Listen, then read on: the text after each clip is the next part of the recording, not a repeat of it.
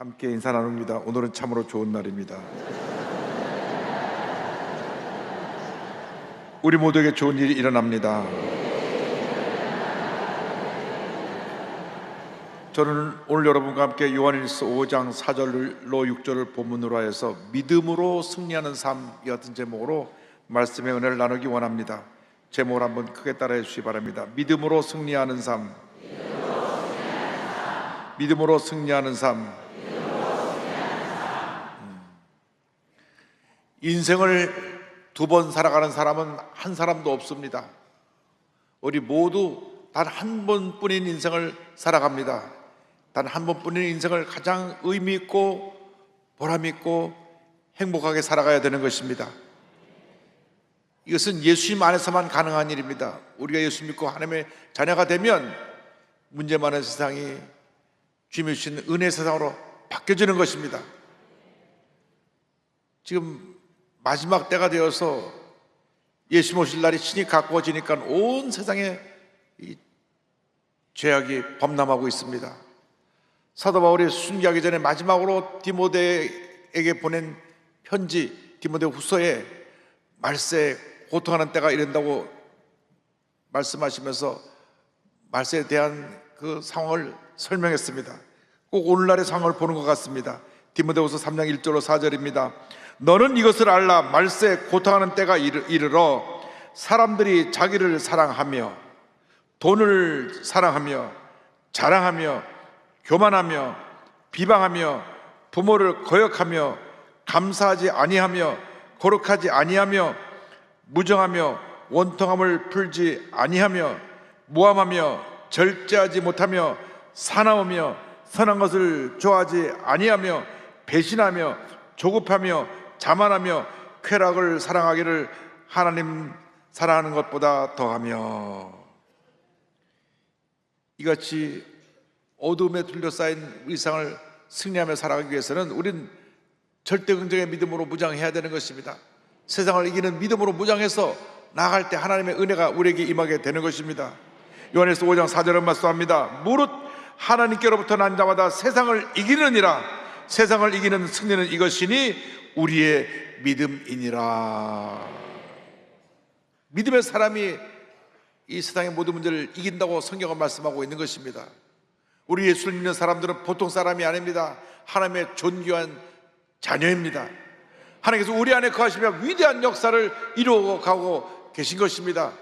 요한일서 4장 4절은 말씀합니다. 자녀들아, 너희는 하나님께 속하였고 또 그들을 이겼나니 이는 너희 안에 계시니가 세상에 있는 자보다 크심이라.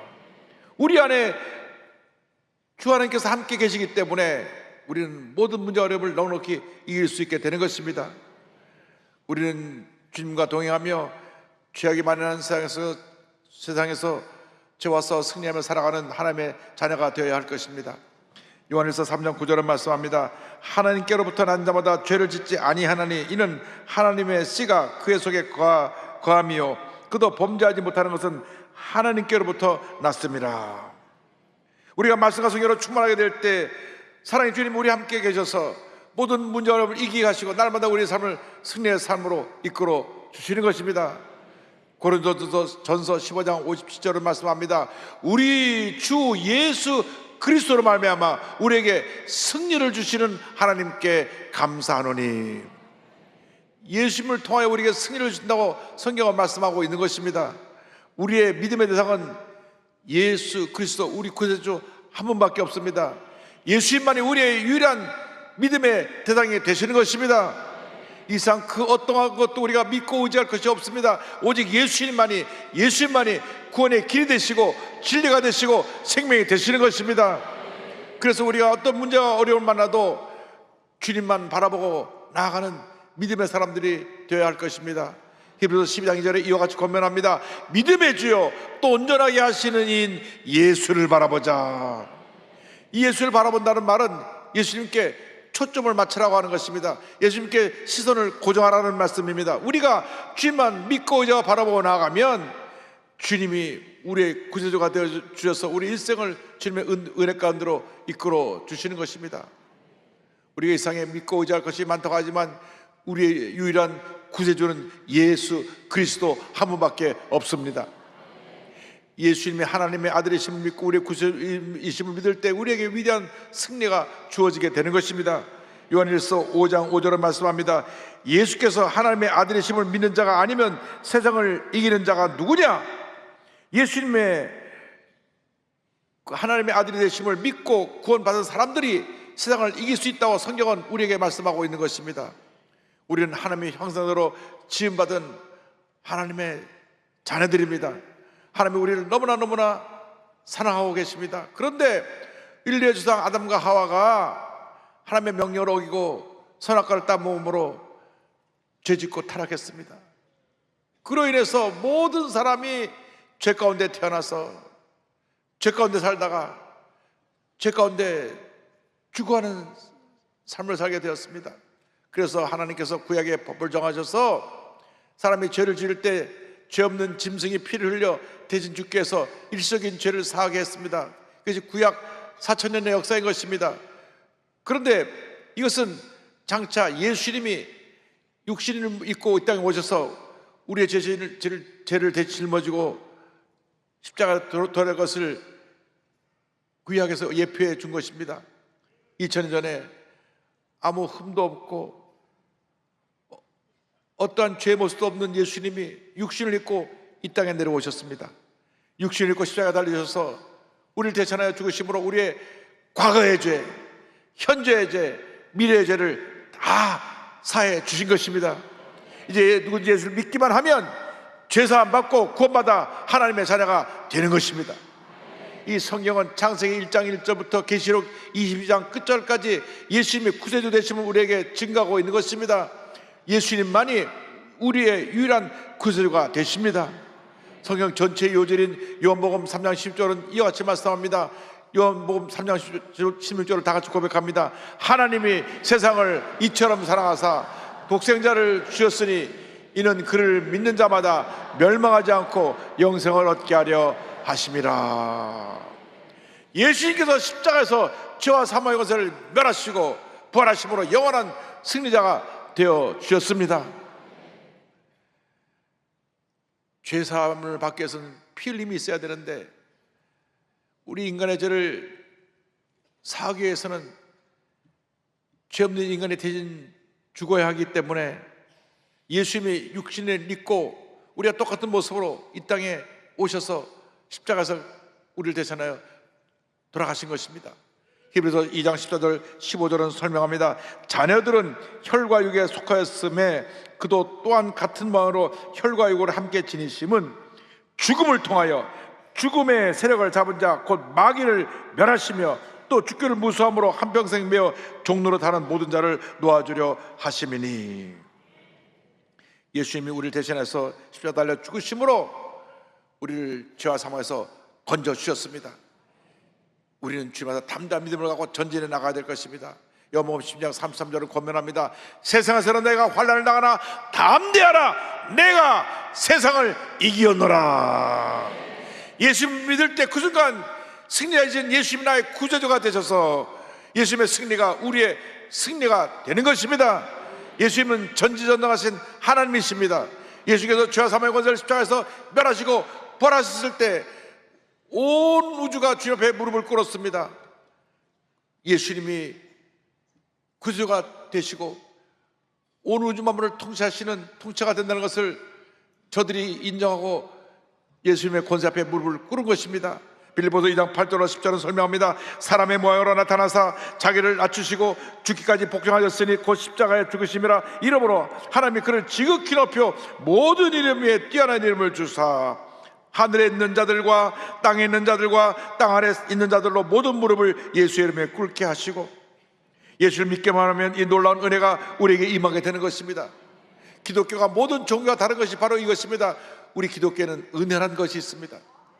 모든 종교는 인간의 노력으로 하나님을 찾아가는 것이 일반 종교인데 그 어떤 노력으로도 인간이 하나님을 찾아갈 수가 없습니다.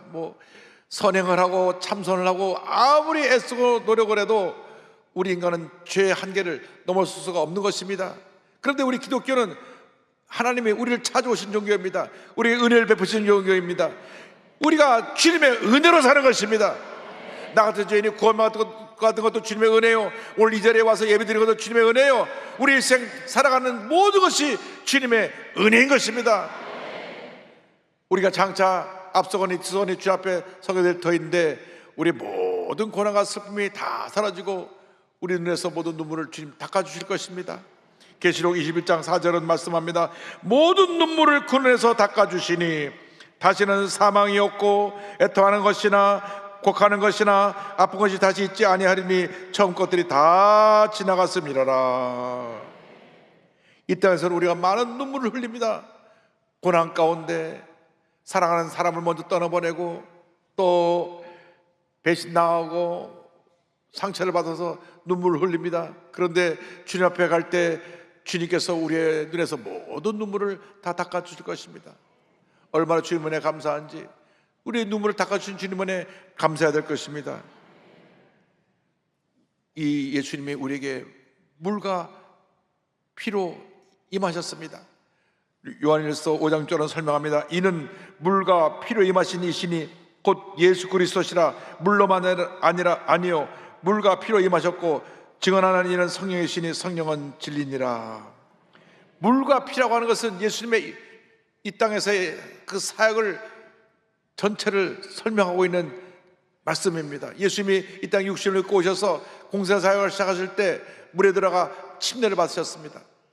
그래서 주님의 공생의 시작은 침례로부터 시작됩니다. 마태복음 3장 11절을 보니까 예수께서 침례를 받으시고 곧 물에서 올라오실새 하늘이 열리고 하나님의 성령이 비둘기같이 내려 자기 위에 임하심을 보시더니 성경은 말씀합니다. 그리고 예수님의 공생의 사역의 그 마지막은 십자가 달려 피 흘려 돌아가심으로 완성하신 것입니다.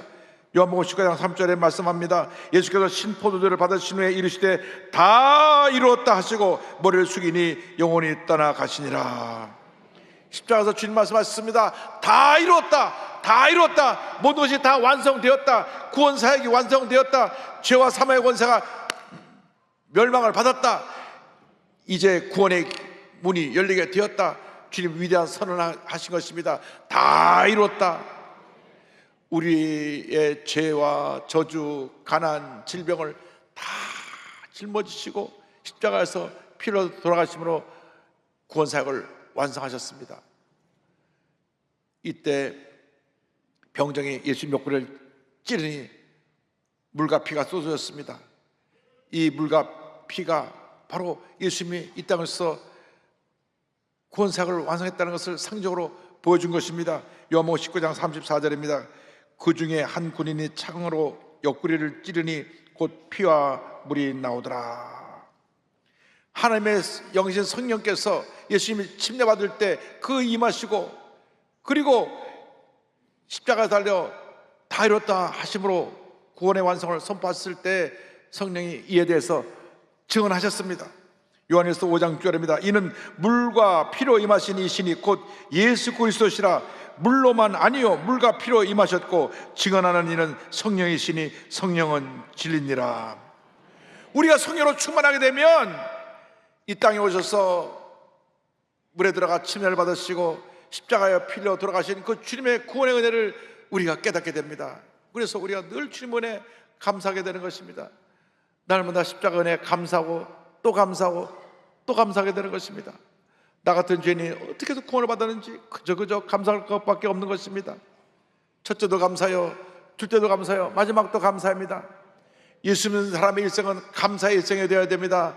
나 같은 죄인이 구원받아 하나님의 자녀가 되었으니 감사합니다, 감사합니다, 감사합니다.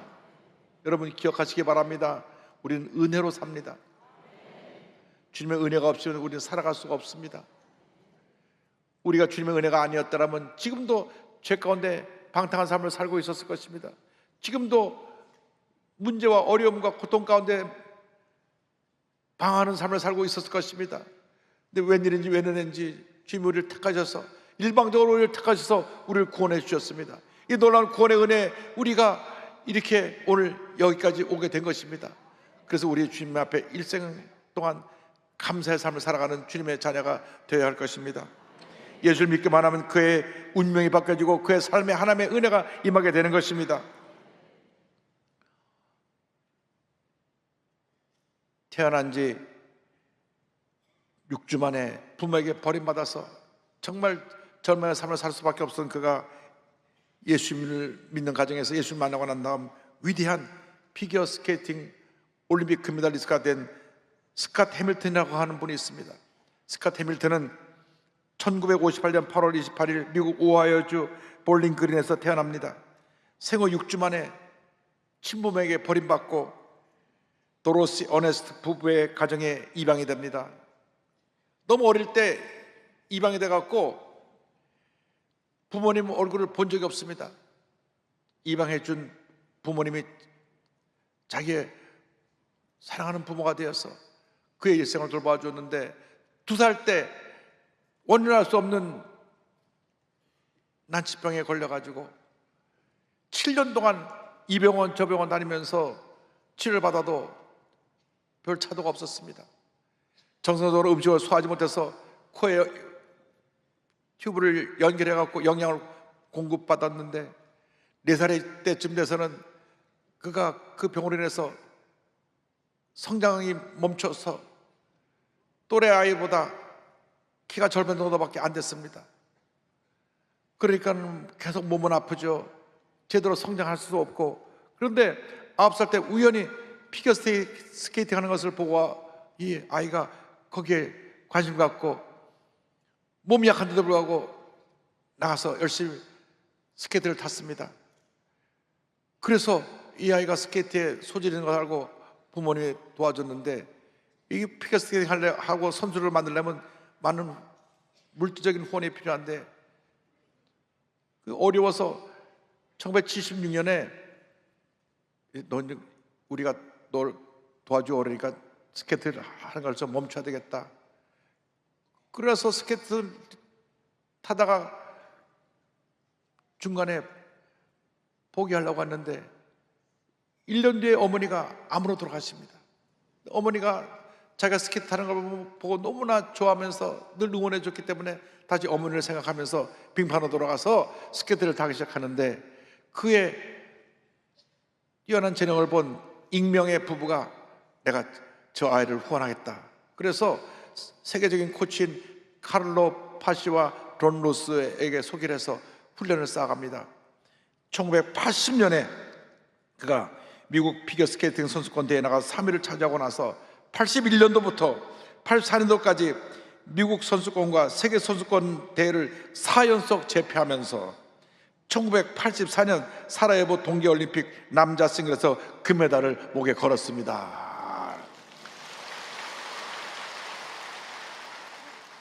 그런데 이 스캇 해밀턴이 그 후로 탄탄대로만 열리고 꽃길만 열리는 줄 알았는데 39살이 된 1997년에 고환암 3기에 판정을 받았습니다. 그래서 암과 싸우느라 정말 힘들고 어려운 시간을 보냅니다. 그 극심한 고통과 공포 속에서도 기도하면서 암과 싸워 암을 물리치고 난 다음 하나님의 은혜 가운데 결혼도 하고 아이들도 낳게 됐어요. 할렐루야. 또다시 그에게 고난이 다가옵니다. 2004년 46세가 되었을 때 뇌종양이 발견됩니다. 그래서 이 뇌종양과 싸우는데 기도하면서 그때 자선을 출간했는데 The Great Eight, 스콧 해밀턴의 행복을 위한 8가지 기본기라고 하는 책을 냈습니다. 그는 피겨스케이팅의 기본기인 팔자 그리기를 인생의 행복 비결로 소개했습니다. 사람들이 불행을 느끼는 이유는 행복의 기본기를 연습하지 않았기 때문이라고 하면서 행복도 스케이팅처럼 꾸준히 훈련해야 된다고 강조했습니다. 여러분, 행복은 여러분이 도전해서 만들어내는 것이지 가만히 있어서 행복이 오는 것이 아닙니다. 그런 자신이 성공할 수 있었던 이유를 결국 혼자가 아니었기 때문이다. 하나님이 날 도와주셨고 어머니, 아내, 코치, 동료들이 날 도와줘서 내가 오늘에 이르겠다고 말합니다. 그런데 그 다음에 뇌종양이 또 재발합니다. 뇌종양이 3번째까지 또 재발합니다. 그런데 이제는 수술을 받지 않고 기도로 뇌종양과 싸워서 뇌종양이 45% 이상 줄어들고, 하나님의 은혜 가운데 날마다 믿음으로 승리하는 삶을 살아가고 있습니다. 작년도에 2월달과 11월달에 피플즈 매거진에 인터뷰를 했는데요, 자기는 지금 최고의 컨디션으로 살고 있다. I'm great. 하나님의 은혜 가운데 나는 최고의 인생을 살아가고 있다고 그는 고백을 했습니다.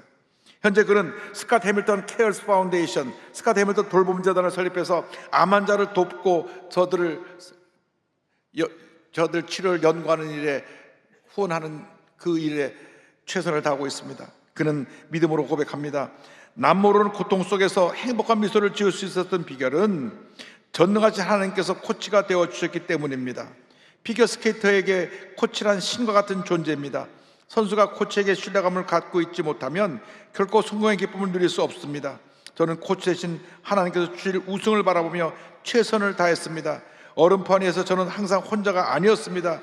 제 삶의 자리에서 최선을 다할 때 저희 코치 대신 하나님께서 저 혼자라면 결코 이룰 수 없었던 최고의 경지까지 저를 이끌어 주셨습니다. 할렐루야. 아무리 힘들고 어려워도 주님만 바라보고 믿음으로 전진 또 전에 나가면 반드시 우리는 모든 어려움을 이겨내고 승리의 삶을 살아가게 될 것입니다. 우리에게 필요한 것이 주님만 천폭적으로 의지하는 그 믿음입니다. 믿음의 주에 온전하신 예수님만 바라보고 믿음으로 나아갈 때 하나님께서 모든 어려움을 이기게 하시고 마침내 주님 안에서 놀라운 축복을 받는 위대한 하나님의 자녀로 우뚝 세워 주실 것입니다. 절대 포기하지 마십시오. 절망하고 모든 걸 내려놓고 뒤로 물러서지 말고 믿음의 주에 온전케 하신 주님만 바라보고 약속의 말씀 붙잡고 믿음으로 전진 또 전진 또 전진 나간 여러분 모두가 되시를 주님으로 축원합니다. 축원합니다. 축원합니다. 아무리 힘들고 어려워도 약속의 말씀 붙잡고 믿음으로 전진 또 전진 또 전진한 여러분 모두가 되시를 주님으로 축원합니다. 축원합니다. 축원합니다. 기도하겠습니다. 사랑과 은혜와 자비가 원하신 하나님 아버지, 한 번뿐인 인생 살아가면서 약속의 말씀 붙잡고 믿음으로 전진해 나가는 저희 모두가 될 수 있도록 은혜 내려 주시옵소서. 예수님의 이름으로 기도 올리옵나이다. 아멘.